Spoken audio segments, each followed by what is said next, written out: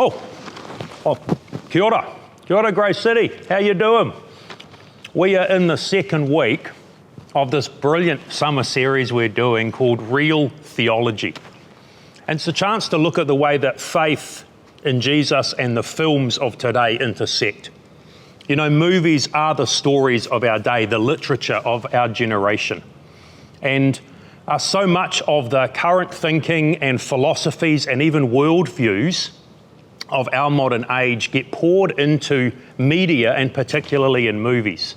And so the idea of this series, and we're in the second week now, the idea behind this is it's a chance to look at the stories of our age that may not, many of them, have any explicit Christian content, but to think about what the stories are saying from a Christian worldview. Sometimes that means there's lots in there that we can celebrate and enjoy. Sometimes it means there's a critique that needs to be given. But this is an opportunity for us to explore really what is being said through the media, through the narratives, the stories of our world. So in this second week, we're exploring this movie called One Life. It had its world premiere in September of 2023, and it's the story, based on the true story, of an Englishman, a British man by the name of Nicholas Winton. The story is set both in the 1980s, but also flashing back to the 1930s as Europe was descending into towards World War II. Nicholas Winton was a London stockbroker, at that time just a young man who heard about the tragedy of Jewish children in Czechoslovakia and the city of Prague who were under threat as the Nazis began to encroach and take more and more of Czechoslovakia before the beginning of the war.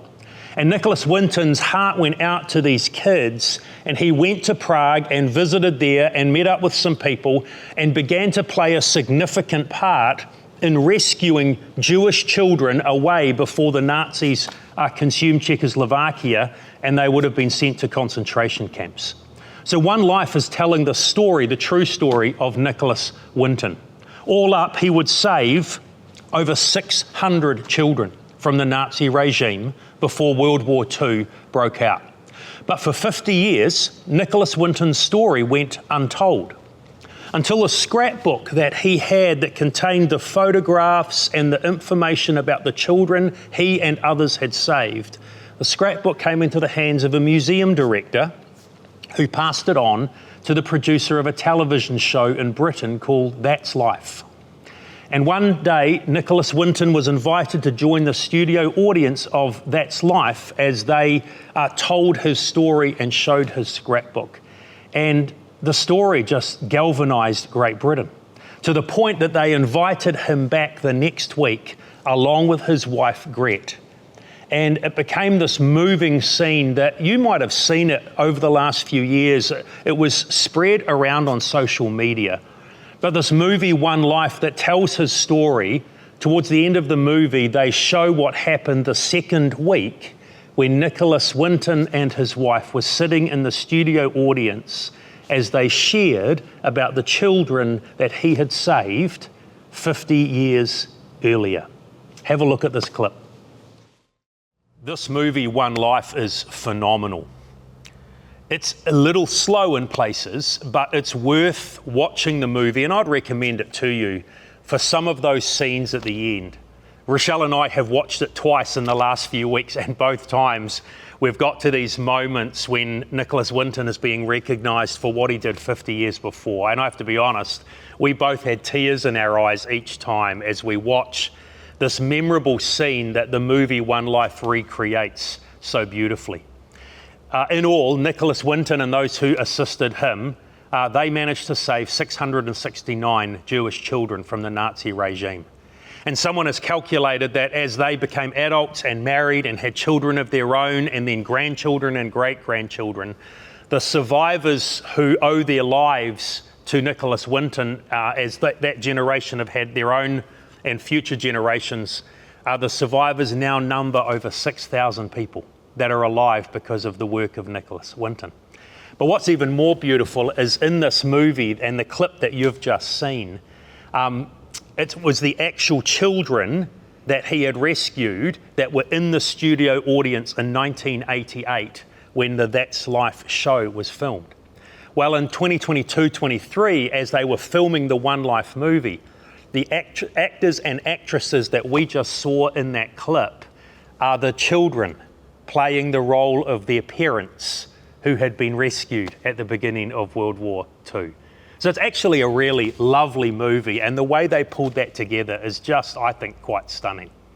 But the key idea of the movie really is simply this, and this is the key really theme that I want to draw out and have us think about for a few minutes.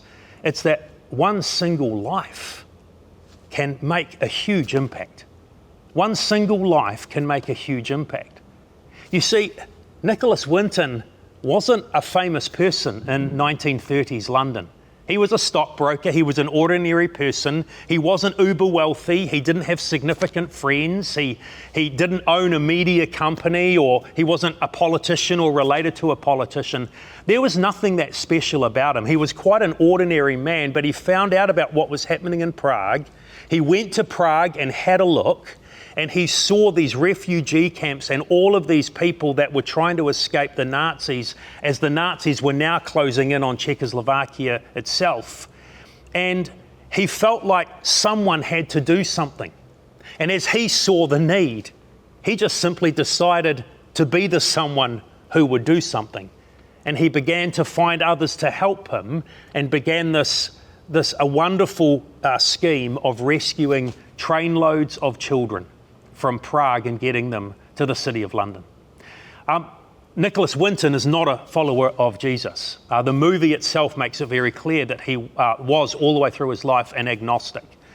But as I think about this as a follower of Jesus, the Bible so often reminds us that followers of Christ, when we are very ordinary people, each of us, our solitary life, can have a huge impact. And there's a couple of stories in the Bible that remind me of this. One of them is the story of a little girl whose name we do not know. It's found in 2 Kings chapter 5. In that period of time where the nation of Israel had been split into two, a couple of hundred years after King David had ruled. And she is part of the northern kingdom of Israel that's almost in constant warfare with its neighbours through the 8th century BC. And at some point, this young girl, probably primary age child, was snatched up by a raiding party and taken away as a prisoner of war. She probably never would have seen her family again. She would have been separated from her parents and siblings for the rest of her life. She was sold as a slave to a wealthy family in the country of Aram, which is modern Syria. And she ends up looking after this family where there's a tragic problem. 2 Kings chapter 5, just let me read you a couple of verses that begin that story. It says, now Naaman was the commander of the army of the king of Aram. He was the general commanding the armies of this nation. It says he was a great man in the sight of his master and highly regarded because through him the Lord had given victory to Aram. He was a valiant soldier, but he had leprosy. That's the tragedy of this man's life. But then we read this. Now bands of raiders from Aram had gone out and taken captive this young girl from Israel, and she served Naaman's wife. And she said to her mistress, if only my master would see the prophet who is in Samaria, that's the prophet Elisha, he would cure him of his leprosy. This little girl speaks a single verse of scripture to her mistress, married to this great general. And she didn't have to say a word. She could have chosen to keep silent about the prophet Elisha and what God was doing through him. She could have chosen to repay this family who were part of this nation that had taken her into captivity.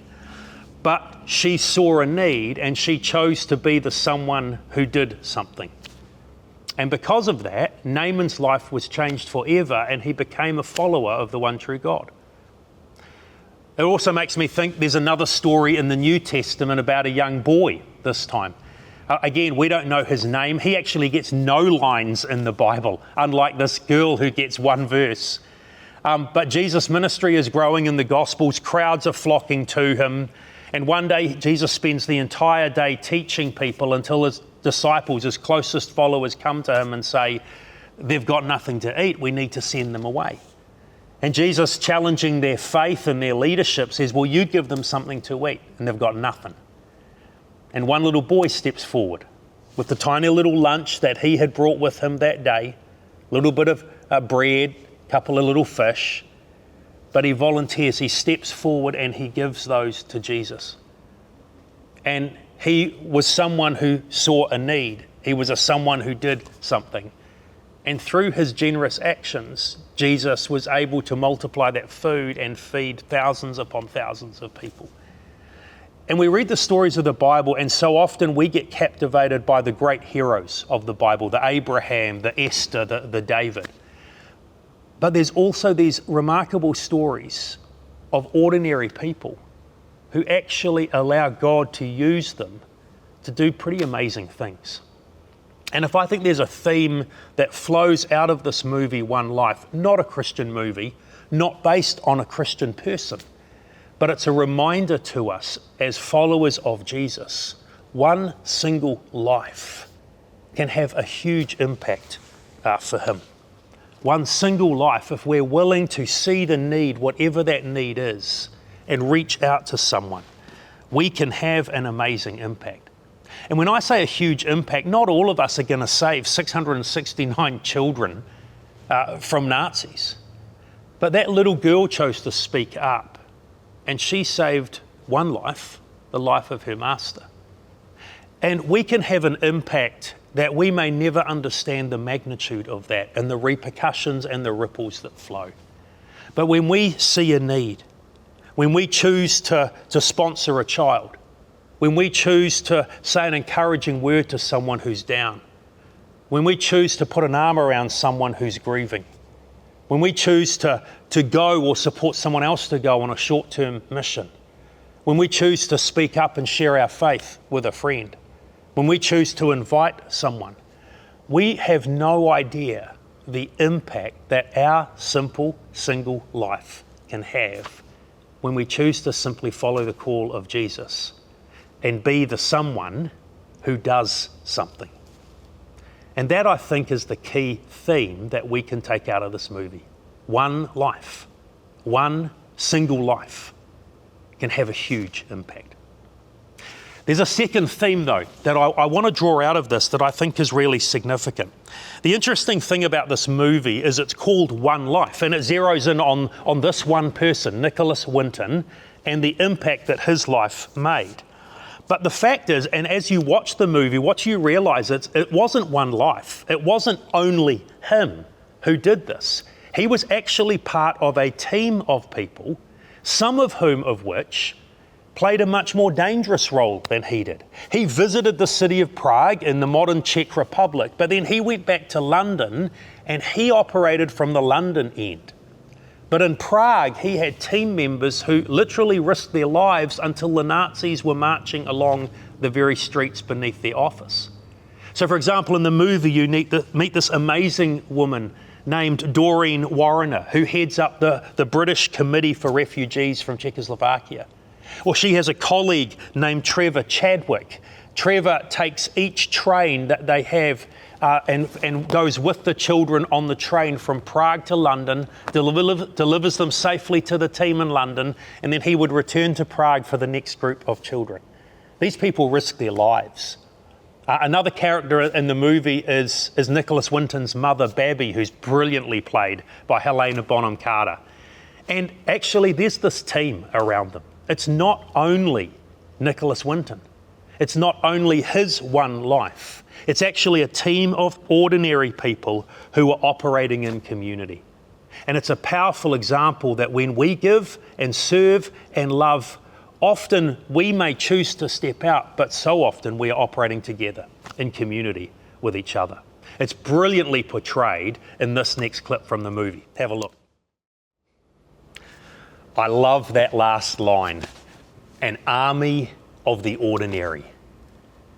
And friends, that's what we are as the church. That's what we are as the body of Christ and as a community of Jesus followers. In May of June of last year, we did a series in the Beatitudes, in the blessing statements that Jesus uses to introduce his very famous Sermon on the Mount in Matthew 5, 6 and 7. And we called that series Influences because of what Jesus says right after he uses these Beatitudes. He says all these blessed statements where he says his followers are blessed not because of the wealth we have or the influence or the popularity that everyone looks for, but because we grieve over our sin and we throw ourselves on his grace and we treat each other with gentleness and humility. And he makes these blessing statements, and then he makes this profound comment about the influence that ordinary, beatitude, broken people can have in this world in a very countercultural way. And here's what Jesus says in Matthew chapter 5, verses 13 to 16. Just reading a few lines of it. Jesus says, "You are the salt of the earth." Verse 14, "You are the light of the world, and a town built on a hill cannot be hidden." Verse 16, "So in the same way, let your light shine before others, so they would see your good deeds and glorify your Father in heaven."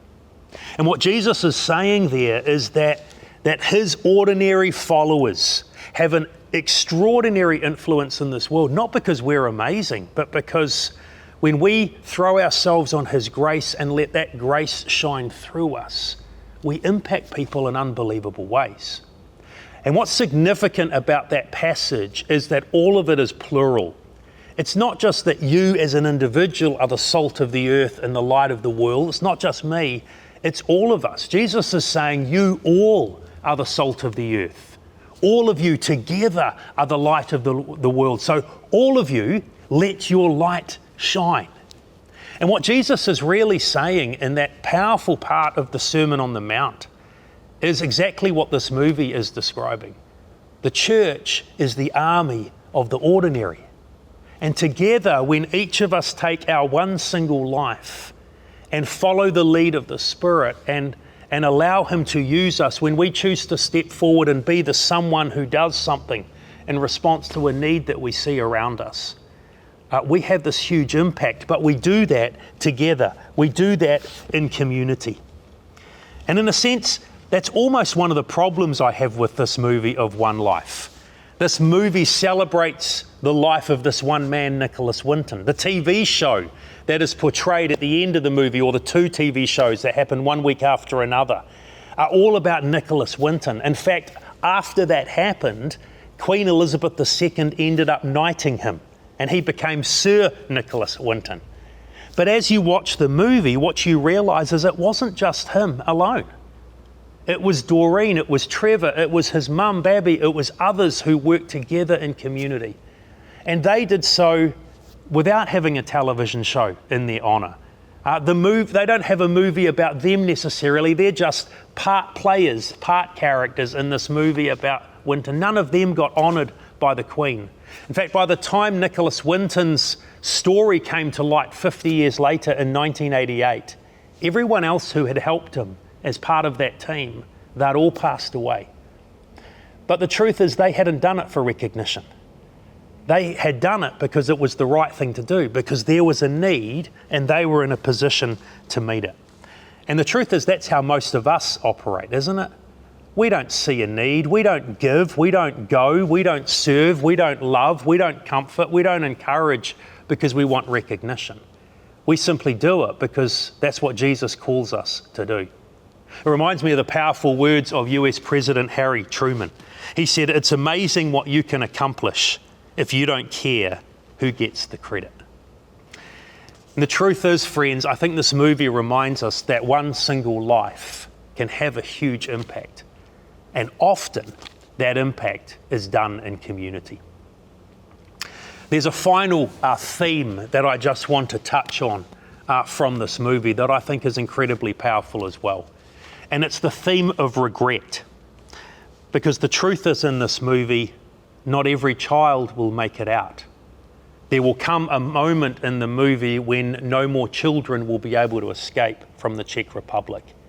And even when the avenue is still open and trains are still flowing, there are times, like in this next scene, when some of the children disappear before they can get the documentation all ready. And the regret of that is going to be something that Nicholas Winton would struggle with for all of his life. Have a look. In many ways, this movie reminds me a little bit of Schindler's List. In fact, Nicholas Winton has been nicknamed the British Schindler.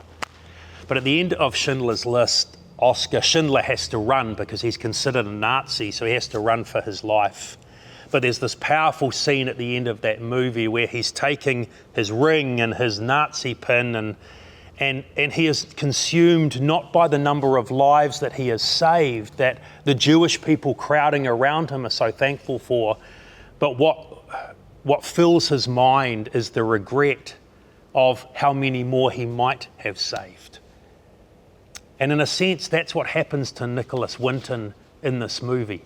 As the movie progresses, what you realise is that he isn't cocky or arrogant about the lives of the people he saved. He will end up saving and being honoured for saving the lives of 669 children. But what you realise as the movie unfolds and is beautifully and powerfully portrayed by Anthony Hopkins, who plays the older Nicholas Winton, is that he is gripped not by the lives he has saved, but by the regret of the lives he doesn't save. In the clip we just watched, the reporter is interviewing him as train number 4 has just arrived in London with over 100 Jewish children. And they're talking about the next trains that are coming in, number 5, number 6, number 7, number 8, number 9. And as the movie progresses, you've realised that those next 4 trains will arrive in London. But train number 9 never makes it. Train number 9 is filled with children at the railway station in Prague on the very day that Germany invaded Poland and that Britain declares war on Germany, and it's now World War II. And that train would never come. Those children never escape from Prague. And almost all of them end up being exterminated in the concentration camps that Nazi Germany would set up and run. And what Anthony Hopkins portrays so amazingly in this story is Nicholas Winton's huge regret. In fact, towards the end of the movie, we watched earlier the clip of the second TV show where he was honoured by the entire studio audience being filled with the children that he had saved. The week before, he'd been on that same TV show and had met a couple of the children he had saved. And in the week in between those shows, there is a scene where his wife, Gret, is looking for him at home and she can't find him.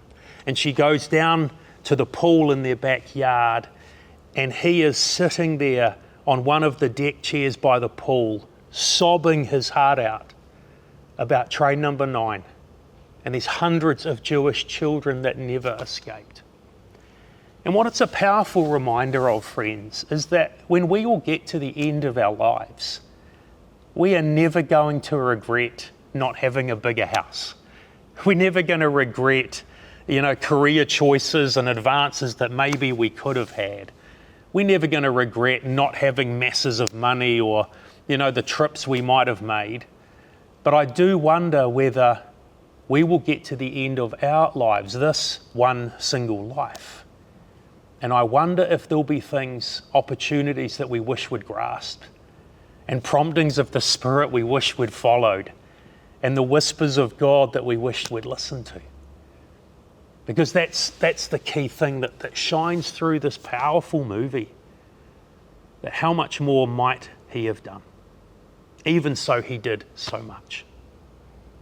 One single life, friends, can have a huge impact. But let's not get to the end of our lives and regret the opportunities that we might have missed. As we come to the end of this movie then, One Life, I have to finish with a short reflection on the one life that matters most. If we're going to say, coming out of this movie, this key idea that one single life can have a huge impact, then the person that is most true of is the Lord Jesus Christ. His one life has impacted all of us. He has saved many, many more than 669 people, and he has saved us from things worse than Nazi Germany. He saved us from our very sin and brokenness and wickedness. because he came and stepped into our world and revealed the Father and died for our sins and rose again, and his single life has had a huge impact that continues to reverberate through time. And he never received the recognition for that. But one day he will. Not in a cheap television show, but the final book of the Bible, Revelation, reminds us that one day Jesus will rightly get all of the accolades and the worship and the honour that he so richly deserves. Because one single life can have a huge impact. And that was never more true than the life and ministry of the risen Jesus. So I want to finish with these words from Revelation chapter 5.